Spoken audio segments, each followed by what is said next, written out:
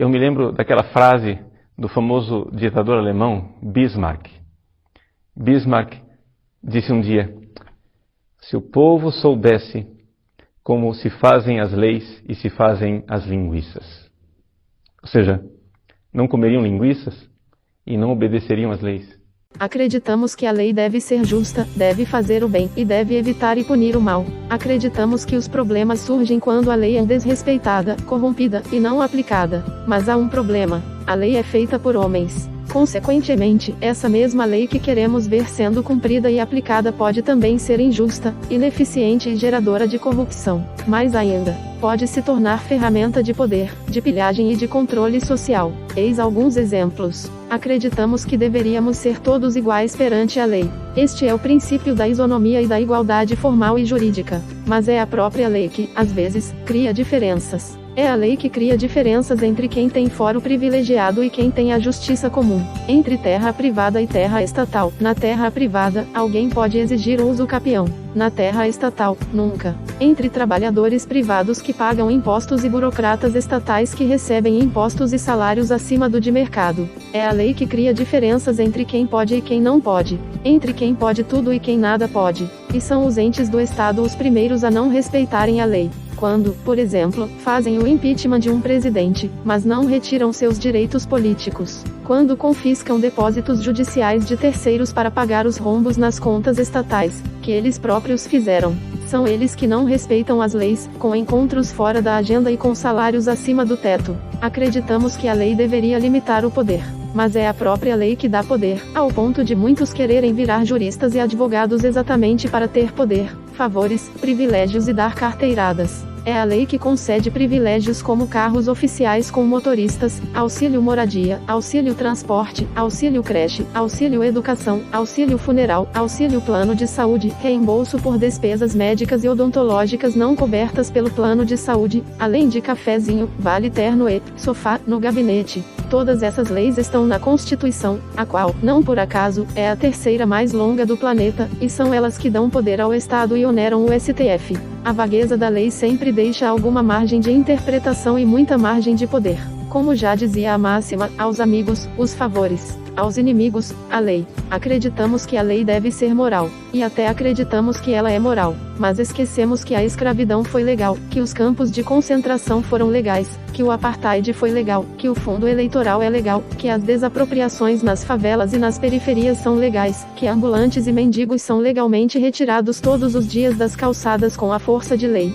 Esquecemos de que o BNDES, legalmente, retira 9% do PIB, e redistribui dos pobres, para as grandes empresas. A verdade é que a lei acaba com a moralidade. Quando, por exemplo, o Estado finge que está redistribuindo recursos para os pobres, isso gera uma consequência nefasta. As pessoas deixam de ajudar os desvalidos, pois pensam: eu já fiz a minha parte, já paguei impostos. Ou quando o Estado institui, por exemplo, prioridades nos caixas e nos ônibus. A consequência natural é que, quando chega uma gestante ou um idoso a um caixa normal ou a um assento normal, as pessoas não os deixam passar, pois pensam que, afinal, há o caixa e o assento específicos para eles. Confundimos lei com moralidade e, consequentemente, acabamos nos tornando meros robôs obedientes e amorais. Acreditamos que a lei deve promover um ambiente econômico eficiente. Mas é a própria lei que gera ineficiências, quando torra, por exemplo, bilhões de dinheiro de impostos com Copa do Mundo, Olimpíadas e estádios, elefantes brancos, em Manaus e Brasília.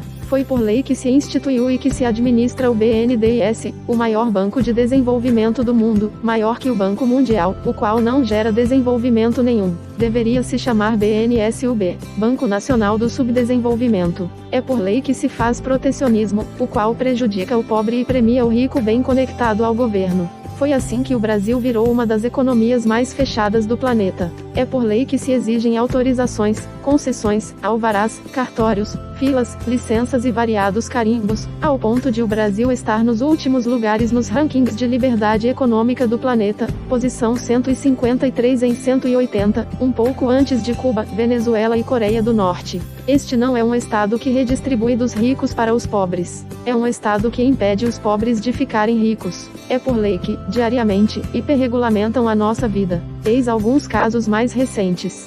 rádio obrigatório nos celulares, regulação do esporte eletrônico, proibição de descontos para mulheres em bares e boates, segunda-feira sem carne, revisão obrigatória do ar-condicionado, kit anti-incêndio nos carros, proibição do sal na mesa, proibição de cobrança para orçamentos, não existe orçamento grátis. Proibição de cobrar para se sentar na mesa do bar. Já houve até uma lei para decidir se a espuma do chopp podia ser considerada parte do chopp. Recentemente, foi instituído o Dia Nacional do Desafio. Em todas as últimas quartas-feiras de maio, todas as empresas devem fazer 15 minutos de ginástica. Como o sábado fascista de Mussolini, quando as pessoas eram obrigadas a fazer ginástica em praça pública. Desde 1988, foram aprovados 5,4 milhões de dispositivos legislativos, 769 por dia. Considerando os 3 entes federativos, tem-se uma média de 217 mil leis em cima de cada um de nós. E, ainda assim, muitos repetem que o Brasil tem boas leis. O problema é que não são aplicadas. Errado.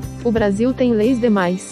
Se todas fossem aplicadas perfeitamente, o país simplesmente pararia, exatamente como já ocorre com o mercado de trabalho, estagnado pelas leis trabalhistas. É esta visão fantástica das leis que faz com que, em todas as universidades do país, seja ensinada a visão do direito como ferramenta de mudança social, isto é, a ideia de utilizar o direito para plasmar e moldar a sociedade segundo os próprios caprichos, e geralmente com ideias socialistas mascaradas. Trata-se de pura engenharia social, puro coletivismo, puro totalitarismo jurídico. Ao passo que, no resto do mundo, o direito é um simples método de resolução de conflitos. Aqui no Brasil a regra é criar mais conflitos por meio da judicialização das relações sociais, algo que muitos até celebram. E os advogados agradecem, afinal, a indústria do dano moral gera milhões de causas lucrativas. É esta visão da lei que cria o fenômeno do fiscal que se acha importante e empoderado, com um crachá a marcar seus status. Segundo ele, o Brasil não dá certo porque a lei não é aplicada.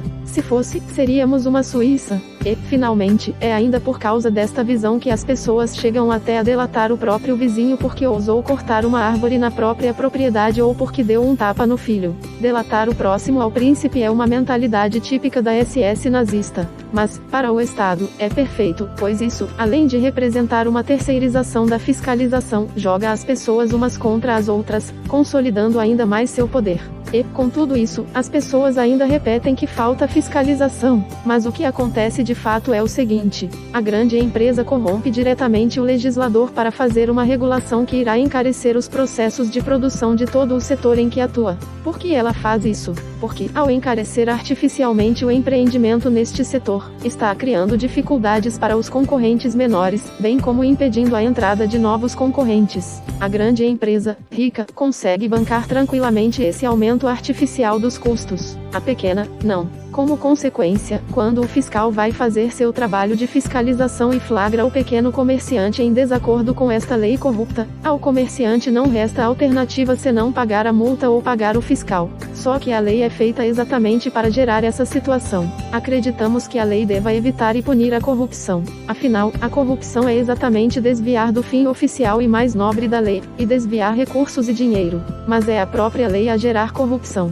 Empresas estatais e bancos estatais servem para ser, legalmente, aparelhados e ter seus cargos loteados por políticos e seus apadrinhados. Servem também para, legalmente, fazer licitações para obras em que as empresas amigas serão as ganhadoras. A hiperburocracia, reinante em nossos portos, os mais lentos do mundo, serve exatamente para que, em um determinado momento, um empregado do porto apareça e apresente uma alternativa, um jeitinho para despachar ou desembarcar a mercadoria mais rapidamente. O superfaturamento das obras de infraestrutura não é um erro, não é uma falta de planejamento. Ao contrário, é um planejamento extremamente esperto. A obra para se construir uma ponte é contratada exatamente para se desviar dinheiro. A empreiteira selecionada é amiga do político responsável pela estatal ou pelo ministério, e irá cobrar um preço superfaturado em troca da propina que pagou ao político para ser a escolhida. O dinheiro da obra vem dos nossos impostos. E a construção efetiva da ponte representa o custo legal para se fazer esse desvio.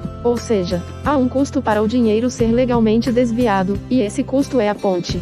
com a merenda escolar ocorre o mesmo. Gritar roubaram a merenda de meu filho é algo que pode render notícias de jornal, mas, assim como a construção da ponte, o objetivo claro do programa sempre foi desviar dinheiro. E o custo de fazer esse desvio, para os envolvidos, é ter de nos dar algumas merendas. O que nós chamamos de corrupção é, na verdade, o objetivo real dos políticos. É a função normal do Estado. Para concluir, existe uma grande, e quase intransponível, diferença entre lei e legislação. Isso de que estamos falando e na qual geralmente pensamos é a legislação, e não lei. As leis são as leis da economia, como a lei da demanda e da oferta, ou as leis naturais. A lei é um fenômeno descritivo, espontâneo, de baixo para cima, natural. Já a legislação é um fenômeno prescritivo, de cima para baixo, impositivo, um fenômeno político. A legislação é a mera vontade do Leviatã. Temos de revirar o Estado do avesso. Temos de reverter a estrutura do Estado. Temos de mudar sua função. Temos de limitar o impacto de seus incentivos perversos.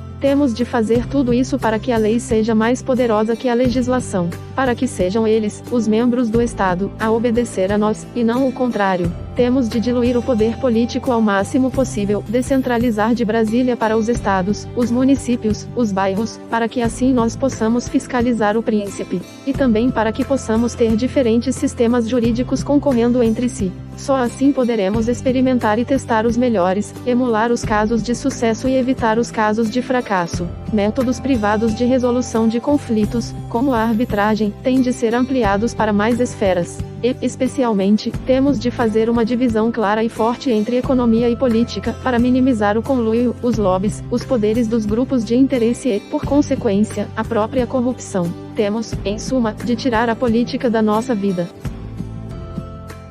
Este artigo é uma adaptação de um discurso proferido no Fórum da Liberdade ocorrido em Porto Alegre em abril de 2018. Obrigado por assistir. Inscreva-se, compartilhe, e nos vídeos que apreciar clique no sinal de positivo. Esteja à vontade para interagir fazendo perguntas, colocações ou sugestões. Até a próxima.